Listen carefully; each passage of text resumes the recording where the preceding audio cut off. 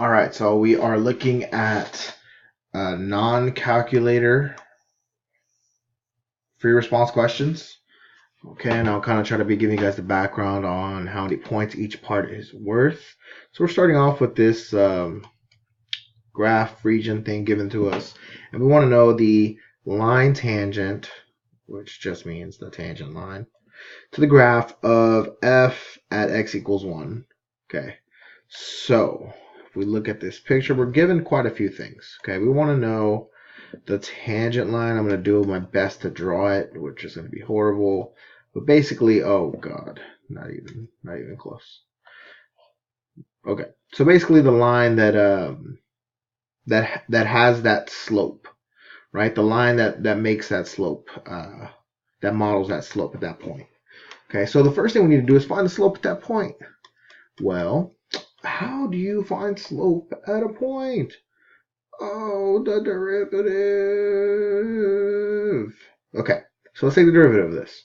And don't forget the chain rule, because when you take the derivative, a lot of y'all might be like, nailed it, but you did not.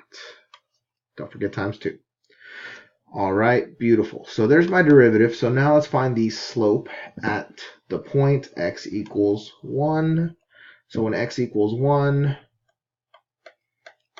my slope would be e to the 2, because 2 times 1 is 2, times 2. So I'm going to rewrite that as 2 times e to the 2. So that's my slope. Okay, so y equals mx plus b is the equation of a line. And we done got our m. This is our m. So we need to now find our y-intercept, our b. The way we're going to do that is by plugging in a point. I wish I had a point. The point at x equals 1. Oh my goodness, that's crazy. We do have that point. So let's go ahead and substitute in our y. Our y is e to the 2. Bam. Equals our m, which is 2e to the 2 times x, known in the streets as 1, plus b. All right, so now we just got to get b by itself. Okay. So this is basically an apple minus 2 apples, right? Because I got to subtract 2e to the second from both sides. So don't overthink it. They never put hard math on here. If you're thinking hard about the actual computations, you're doing something wrong. Okay, so basically an apple minus 2 apples, which would be a negative apple. All right. So now we got our b. So we're ready. Now we can write our equation of our line. The tangent line is y equals 2e to the 2x plus, or minus, I guess, because that's negative, minus e squared. All right, beautiful. We did that. That has been done. There it is. Whoop. There it is. Okay, you get 1 point for the slope. You get 1 point for putting together this line. Okay, let's move on to the next part. Find the area of R. So this is just area should always be making you think of integral. So the integral, and this is a straightforward one, left to right, 0 to 1, of the top minus the bottom. The top is this function, e to the 2x, e to the 2x, minus the bottom, also known in the streets as 0, right? Because it was just the y-axis. So we're just going to take that integral. Take that integral. So again, don't forget the chain rule here. So you're like, yeah, boom, boom, did that. You know, it's the same thing. But don't forget that you got to do integral. So it's kind of like backwards chain rule situation. So times 1/2 times that reciprocal. All right, beautiful. This does nothing, right? So we didn't care about it.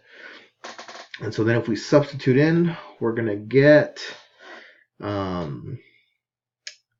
we plug in 1, that's going to give us 1/2 e to the 2 minus, if we plug in 0, that's going to be 1/2 e to the 0.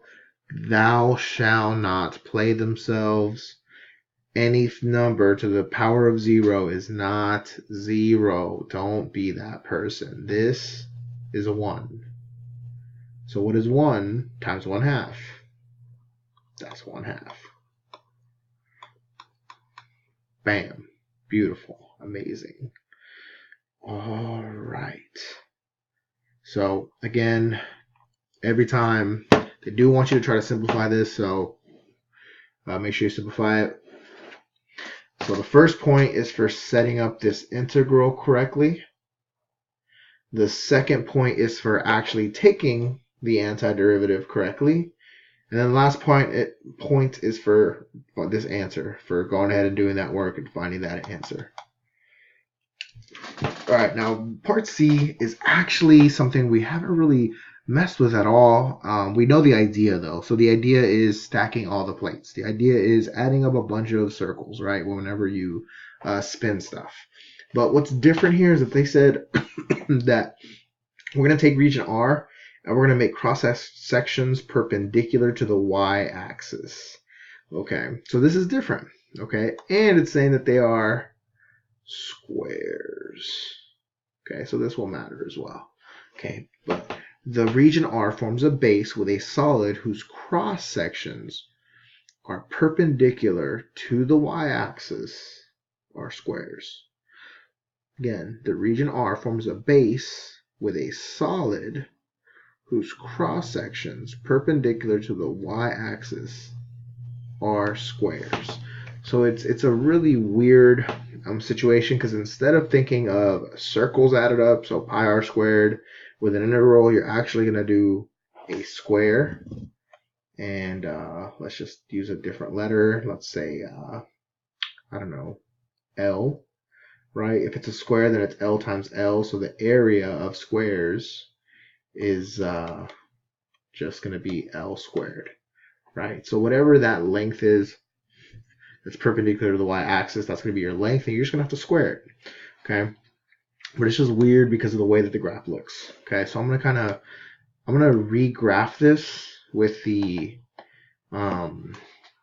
because they're saying that this is a square, then this is a square, then this is a square, then this is a square, then this is a square, right? And like it comes, like this is the base of a square that then comes like almost towards you.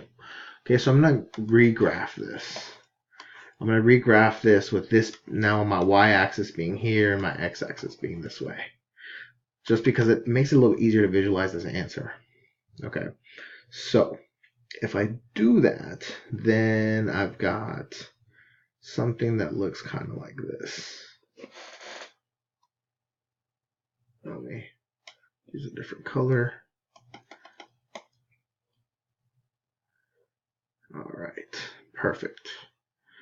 So this is 1, and this is 1, but this is 1 on my y-axis, and then this is 1 on my x-axis. So because we're going to visualize it that way, maybe it'd be a little easier. But again, it is this red stuff. Let's just say the red stuff. The red is the base, so it's red squared added up. Let's think of it that way. The sum of all the red bases squared, because that would be the area of a square, right? My hand is getting a little sweaty. Okay, so I'm going to think about it. I have to think about it a little bit differently, because I have to actually think about it as I have to turn it this way so that I can still have my kind of my top and bottom, right? Because we're going perpendicular, so it's between x equals 1 and this function e to the 2x. So I got to turn it sideways, and then I got to kind of reanalyze it. Okay. But this function right here is x equals 1. That's going to be my top. Okay, and then this function is going to be my bottom. But because I'm using my y in place of the x, like I kind of swapped them, I'm going to have to rearrange this function. So I'm going to kind of rewrite y equals e to the 2x So I'm going to have to remember the definition of a log because now I want an x equals function. And again, I know this is real tricky. We'll mess with this a little bit more, maybe rewriting these.